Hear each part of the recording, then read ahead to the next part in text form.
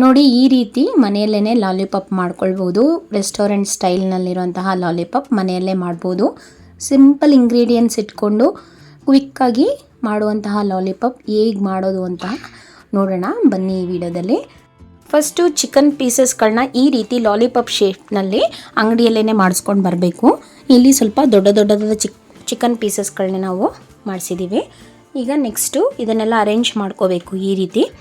ಈಗ ಇದಕ್ಕೆ ಒಂದು ಮೊಟ್ಟೆಯನ್ನು ಸೇರಿಸ್ತಾ ಇದ್ದೀನಿ. ಇದರ ಜೊತೆಗೆ ಈಗ 2 ಟೇಬಲ್ ಸ್ಪೂನ್ ಕಡಲೆ ಹಸಿಟ್ಟನ್ನು ಹಾಕಿದ್ದೀನಿ ಮತ್ತು 2 ಟೇಬಲ್ ಸ್ಪೂನ್ ಕಾರ್ನ್ಫ್ಲವರ್ ಹಾಕಿದ್ದೀನಿ, 1 ಟೀ ಸ್ಪೂನ್ ಜೀರಿಗೆ ಪೌಡ್ರು, 1 ಟೀ ಸ್ಪೂನ್ ಖಾರದ ಪುಡಿ ಮತ್ತು 1/2 ಟೀ ಸ್ಪೂನ್ ಶುಂಠಿ ಬೆಳ್ಳುಳ್ಳಿ ಪೇಸ್ಟು ಮತ್ತು 1 ಟೀ ಸ್ಪೂನ್ ವಿನಿಗರ್ ಹಾಕಿದ್ದೀನಿ ಮತ್ತು ಇಲ್ಲಿ ಇನ್ಸ್ಟೆಂಟಾಗಿ ಸಿಗುವಂತಹ ಚಿಕನ್ ಕಬಾಬ್ ಪೌಡ್ರನ್ನು ಕೂಡ 1 ಟೀ ಸ್ಪೂನ್ ಹಾಕಿದ್ದೀನಿ.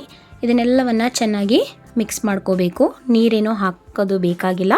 ನಾನು ವಿಡಿಯೋಗೋಸ್ಕರ ಸ್ವಲ್ಪ ಫುಡ್ ಕಲರನ್ನು ಸೇರಿಸಿದ್ದೀನಿ. ನಿಮಗೆ ಇಷ್ಟ ಇಲ್ಲ ಅನ್ನೋದಾದರೆ ಇದನ್ನು ಸ್ಕಿಪ್ ಮಾಡಿ.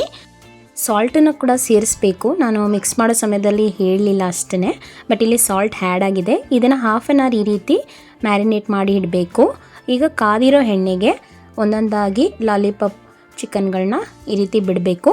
ಇಲ್ಲಿ ಎಣ್ಣೆ ಹೈ ಫ್ಲೇಮಲ್ಲೇ ನಾವು ಸ್ಟಾರ್ಟಿಂಗ್ ಹೈ ಫ್ಲೇಮ್ನಲ್ಲೇ ನಾವು ಅದನ್ನು ಬೇಯಿಸ್ಕೋಬೇಕು. ಆನಂತರ ಅದನ್ನು ಮೀಡಿಯಮ್ ಲೋ ಫ್ಲೇಮ್ಗೆ ಇಟ್ಟು ಬೇಯಿಸ್ಕೋಬೇಕು. ಯಾಕೆಂದರೆ ಚಿಕನ್ ಚೆನ್ನಾಗಿ ಒಳಗಡೆ ಎಲ್ಲ ಬೇಯಬೇಕಲ್ಲ, ಅದರಿಂದ ಮೀಡಿಯಮ್ ಲೋ ಫ್ಲೇಮ್ನಲ್ಲೇ ಇಟ್ಟು ಅದನ್ನು ಬೇಯಿಸ್ಕೋಬೇಕು. ಈ ರೀತಿ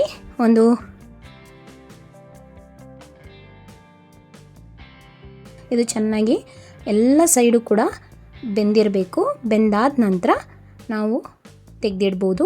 ಈಗ ರೆಡಿಯಾಗಿದೆ ನಮ್ಮ ಚಿಕನ್ ಲಾಲಿಪಾಪ್ಗಳು. ರೆಸ್ಟೋರೆಂಟಲ್ಲೂ ಕೂಡ ಹೀಗೆ ಮಾಡೋದು.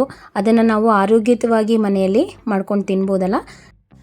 ನಾವು ಈ ರೀತಿ ಕೋಟಿಂಗ್ ಮಾಡಬೇಕಾದ್ರೆ ಅದರ ಮೇಲ್ಗಡೆ ತುಂಬ ಆ ಒಂದು ಬ್ಯಾಟರ್ದು ಲೇಯರ್ ಇರಬಾರ್ದು. ಅದನ್ನು ಸ್ವಲ್ಪ ನೋಡ್ಕೊಳ್ಳಿ. ಸೊ ನೀವೇನಾದರೂ ಆ ರೀತಿ ಮಾಡಿದ್ರೆ ಅದು ಬಜ್ಜಿ ಥರ ಆಗಿಬಿಡುತ್ತೆ. ಅದಕ್ಕೇ ಅರ್ಧ kg ಲಾಲಿಪಾಪ್ ತೊಗೊಂಡಿರೋದು 2 tablespoon cornflour, 2 tablespoon ಕಡಲೆ ಹಸಿಟ್ಟು ತೊಗೊಂಡಿದ್ದೀನಿ. ಸೊ ನೀವು ಅದನ್ನು ನೋಡಿಕೊಂಡು ಮಾಡಿ.